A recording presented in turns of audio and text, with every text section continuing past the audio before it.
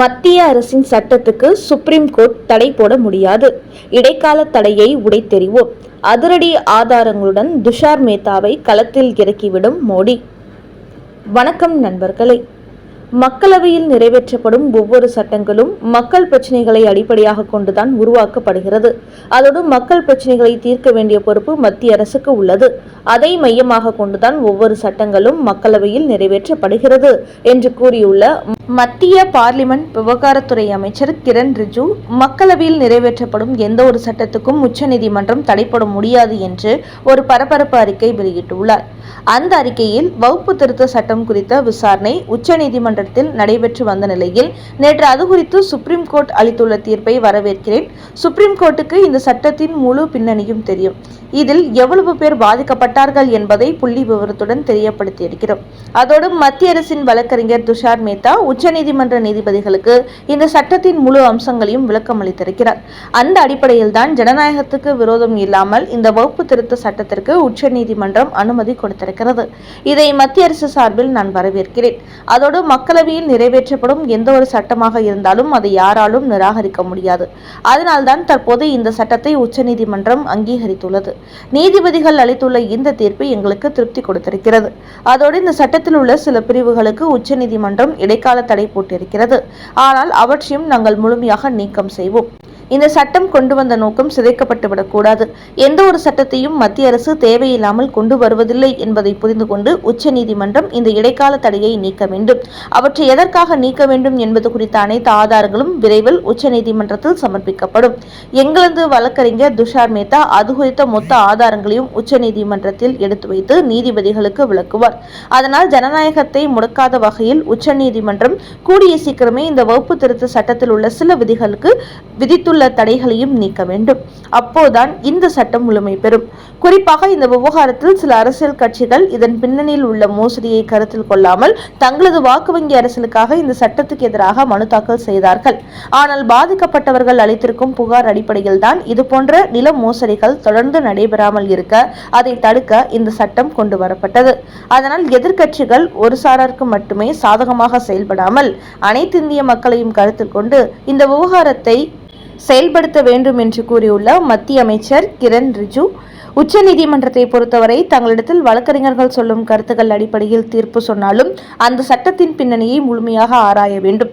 அடுத்தபடியாக நாங்கள் கொடுக்கும் ஆதாரங்களை ஆராய்ந்துவிட்டு தற்போது இடைக்கால தடை போட்டுள்ள சில விதிகளுக்கான தடையை நீக்க வேண்டும். அப்போதுதான் இந்த சட்டம் சரியானபடி வேலை செய்யும். அதோடு தற்போது உச்சநீதிமன்றம் நிறுத்தி வைத்துள்ள வகுப்பு சட்ட விதிகள் குறித்து மத்திய அரசும் ஆராயப் போகிறது. இதற்காக நாட்டில் உள்ள பெரும்பாலான சட்ட வல்லுநர்கள் ஒன்று கூடி இதை பரிசீலிக்கப் போகிறார்கள். அதோடு இந்த வகுப்பு திருத்த சட்டமானது ஏழை முஸ்லிம்கள், பெண்கள், குழந்தைகளுக்கு பலனளிக்கும் வகையில் உருவாக்கப்பட்டிருக்கிறது. வகுப்பு சொத்துக்கள் நிர்வாகம் செய்வதில் வெளிப்படைத்தன்மை மற்றும் பொறுப்புணர்வை ஏற்படுத்த வேண்டும் என்றும் இந்த சட்டம் வலியுறுத்துகிறது. அதோடு ஒருவர் வகுப்பு வாரியத்துக்கு தங்களது நிலத்தை இலவசமாக தரும்போது அதன் முழு பின்னணியை ஆராய்ந்து சட்ட சிக்கல் இல்லை என்றால் மட்டுமே ஏற்றுக்கொள்ள வேண்டும். அதனால் இது போன்ற விஷயங்களை ஆராயாமல் உச்சநீதிமன்றம் தீர்ப்பளித்திருக்குமே ஆனால் அடுத்து நாங்கள் சொல்லும் விளக்கங்களை கேட்ட பிறகு முடிவெடுக்க வேண்டும். முக்கியமாக இந்த வகுப்பு வாரியத்தில் உள்ள சொத்துக்கள் மூலம் வரும் வருமானத்தை ஒரு குறிப்பிட்ட சாராரே பயன்படுத்தி கொண்டு வருகிறார்கள். ஏழை முஸ்லிம்களுக்கு அது போய் சேருவதில்லை. அதற்காக இந்த சட்டம் வழிவகை செய்கிறது. ஆனால் இந்த விஷயத்தில் சில அரசியல் கட்சிகள் தேவையில்லாமல் இதை முடக்க பார்க்கிறார்கள். இப்படித்தான் மத்திய அரசு முத்தலாக் தடுப்பு சட்டத்தை கொண்டு வந்த போதும் அனைத்து எதிர்க்கட்சிகளும் கொந்தளித்தார்கள். ஆனால் இஸ்லாமிய பெண்களை அதை ஏற்றுக்கொண்ட பிறகு வாயடைத்து போனார்கள். அதே போல்தான் இப்போது இந்த வகுப்பு வாரிய திருத்த சட்ட விவகாரத்தில் ஏழைகளுக்கு இருக்கும் நன்மைகளை மூடி மறைக்கப்பட்டுள்ளது. இதன் பலன் அந்த மக்களுக்கு போய் சேரும்போதுதான் மத்திய அரசு எவ்வளவு பெரிய நன்மை செய்திருக்கிறார்கள் என்பதை நினைத்து பார்ப்பார்கள். அதனால் இதன் பின்னணியை முழுமையாக ஆராய்ந்து இந்த வகுப்பு திருத்த சட்டத்துக்கு விதித்துள்ள சில இடைக்கால தடைகளையும் உச்சநீதிமன்றம் உடனடியாக நீக்க வேண்டும் என்று மத்திய அமைச்சர் கிரண் ரிஜிஜு தெரிவித்துள்ளார். அடுத்த செய்தி, விஜயின் அடுத்த முதல்வர் முழக்கம் அதிர்ச்சி கொடுத்த புள்ளி விபர தகவல். நடிகர் விஜய் அரசியல் கட்சி தொடங்கி 2 மாநில மாநாடுகளை நடத்தியவர் இப்போதுதான் மக்களை சந்திக்க தொடங்கியிருக்கிறார். அதற்குள் ரசிகர்கள் ஏற்படுத்தும் எழுச்சி காரணமாக 1967இல் அண்ணாதுரை, 1974இல் எம்ஜிஆர் ஆட்சிக்கு வந்தது போன்று 2026இல் நானும் ஆட்சியை பிடித்து விடுவேன் என்பது போன்று பேசி வருகிறார். இந்த நிலையில் விஜய் போடுகின்ற கணக்கு ஒர்க் அவுட் ஆகுமா? 2026 சட்டமன்ற தேர்தலில் அவரது வாக்கு வங்கி எப்படி இருக்கும் என்பது குறித்து தமிழ் கிராம்சி என்ற ட்விட்டர் பக்கம் ஒரு புள்ளி விவர கணக்கு வெளியிட்டுள்ளது. அதில் பொதுமக்கள் ஏராளமானோர் வாக்களித்துள்ளார்கள். அதோடு தங்களது கருத்தையும் பதிவு செய்துள்ளார்கள். அதன்படி பார்க்க போனால் கடந்த 2021 சட்டமன்ற தேர்தலில் திமுக 2,82,82,888 ஓட்டுகள் வாங்கியுள்ளது. அதிமுக 1,83,63,499 வாக்குகள் வாங்கியுள்ளது. அந்த வகையில் இந்த 2 கட்சிகளுமே 85% ஓட்டுகளை வாங்கிவிட்டார்கள். இந்த அடிப்படையில் விஜய் ஆட்சியை பிடிக்க வேண்டும் என்றால் 33% ஓட்டுகளை பிரிக்க வேண்டும். ஆனால் இதெல்லாம் புதிதாக தொடங்கப்பட்டுள்ள ஒரு கட்சிக்கு வாய்ப்பில்லை. அதோடு எம்ஜிஆரை எடுத்துக்கொண்டால் அவர் தனி கட்சி தொடங்குவதற்கு முன்பே திமுகவில் இருந்தவர். அவருக்கென்று ஒரு கூட்டம் இருந்தது. அரசியலை நன்றாக தெரிந்து கொண்டு தான் அவர் அண்ணா திமுக என்ற கட்சியை ஆரம்பித்தார். அந்த வகையில் தான் கட்சி ஆரம்பிப்பதற்கு முன்பே திமுகவில் 20 ஆண்டுகள் எம்ஜிஆர் இருந்துள்ளார். அதோடு அண்ணாவின் தொண்டராகவும் செயல்பட்டு உள்ளார். அதனால் தான் எம்ஜிஆர் தனி கட்சி தொடங்கிய போது திமுகவில் இருந்த ஒரு பெரும் கூட்டம் அவருடன் வெளியே வந்தது. ஆனால் இன்றைக்கு விஜயை எடுத்துக்கொண்டால் ஒரு தனி மனிதனாக இருக்கிறார். அரசியலே தெரியாத சில புள்ளிகள் தான் அவரை சுற்றி இருக்கிறார்கள். அந்த அடிப்படையில் பார்க்கும்போது இளவட்டங்கள், ரசிகர்கள் என அவருக்கு ஒரு 10% ஓட்டுகள் வேண்டுமானால் கிடைப்பதற்கு வாய்ப்பு இருக்கிறது. அதனால் விஜய் 2026இல் ஆட்சியை பிடிப்பதெல்லாம் கனவாகத்தான் இருக்கும். அது மட்டுமின்றி திமுகவுக்கு எதிரான அரசியலை கையில் எடுத்துள்ள விஜய் இன்னும் சரிவர பேசவே தொடங்கவில்லை. ஒரு அரசியல்வாதியாக இல்லாமல் சினிமா நடிகர் போலவே பேசிக் கொண்டிருக்கிறார். திமுக எதிர்ப்பு அரசியல் என்றாலும் திமுக எந்தெந்த இடத்தில் என்னென்ன தவறுகள் செய்து கொண்டிருக்கிறார்கள் என்பதை புள்ளி விவரத்துடன் மக்கள் மத்தியில் எடுத்து வைக்க வேண்டும். ஆனால் இன்னும் விஜய்க்கு அரசியல் அனுபவம் போதவில்லை. அதனால் 2026 சட்டமன்ற தேர்தலில் 10% ஓட்டுகளை வேண்டுமானால் விஜய் பெறலாம். அடுத்து 2031 சட்டமன்ற தேர்தலில் வேண்டுமானால் அவர் ஆட்சியை பிடிப்பதை பற்றி யோசிக்க முடியும்.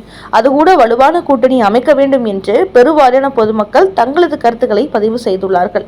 அதுவும் அடுத்த 5 ஆண்டுகள் விஜய் மிக கடுமையான அரசியலை செய்ய வேண்டும். அப்போதுதான் அவர் மீது நம்பிக்கை வைத்து மக்கள் வாக்களிப்பார்கள்.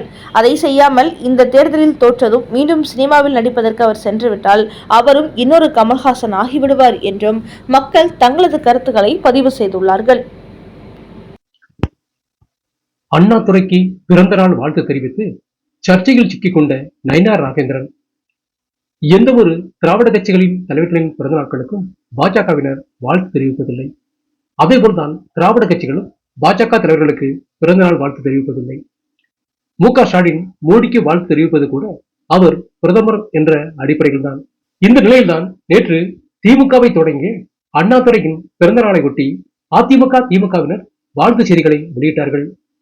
அதேபோன்று தமிழக பாஜகவில் மாநில தலைவராக இருக்கும் நயினார் நாகேந்திரனும் அண்ணாதுரைக்கு தனது பிறந்தநாள் வாழ்த்துக்களை வெளியிட்டிருந்தார். அந்த செய்தியில் கண்ணாடி பார்க்காத முகம், விரல்களில் மோதிரமோ கைகளில் கடிகாரமோ இல்லாத எளிமையான தோற்றம், தன்னுடைய சொற்களால் தமிழ் இனத்தையே கட்டிப்போட்ட தலைவர் என்றெல்லாம் அவரது பெருமைகளை பேசியிருந்தார். இதற்கு பாஜக தொண்டர்கள் மத்தியில் கடுமையான அதிருப்தி ஏற்பட்டுள்ளது. இந்த நயினார் நாகேந்திரன் அதிமுகவில் இருந்து பாஜகவுக்கு வந்துவிட்டாலும் இப்போது வரை அதிமுக காரராகவே இருக்கிறார் என்பதையே அவரது இந்த செயல்பாடு வெளிப்படுத்துகிறது.